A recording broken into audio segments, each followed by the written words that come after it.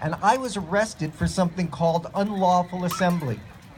Now, I'm sure you understand we have a lawful assembly, what an unlawful assembly is. And by the way, I'll reassure you, I myself got the permit for this gathering, so we are lawfully assembled.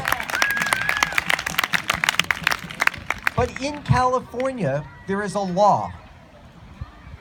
California Penal Code 407.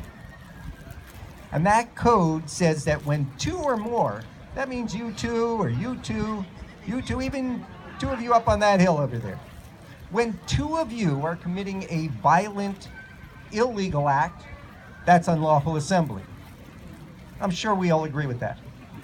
But if the two of you are not committing an illegal act, but there's still two of you, and you are boisterous, I don't know how many of you get boisterous, but if you're boisterous or you're tumultuous, that is also, in the eyes of California law, an illegal assembly.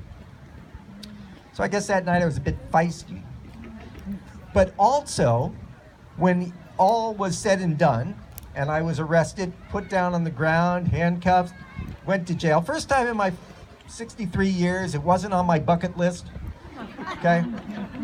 But when I went to jail and then I came out and I checked out this old 407 law, essentially, that law is, as you can imagine, against our Constitution.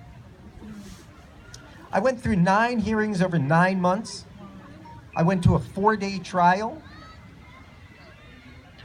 And the point of all that was, fortunately, the judge balanced that with this very, very old document, 200 plus years, called the Constitution.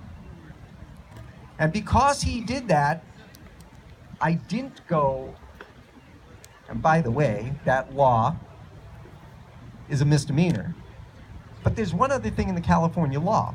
If you commit that with somebody, a misdemeanor, two of you having committed a misdemeanor, that's called conspiracy to commit a misdemeanor, which is a felony.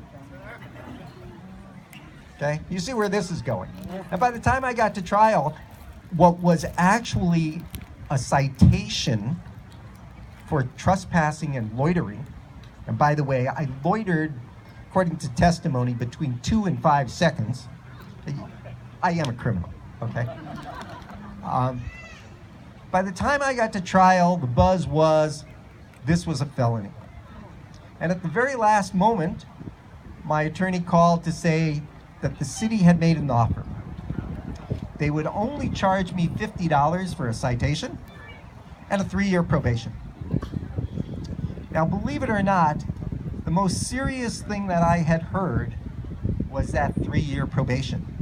Because that means that if I'm up here talking to you today, by the way, that was 5 years ago, but if I had talked to you within 3 years of that incident, I might be violating my probation. And off I go. Off I go for doing what all of you are doing, standing up for your rights. So here's what's important. It's important to know the rights you have. It's important to respect that Constitution. And it's very,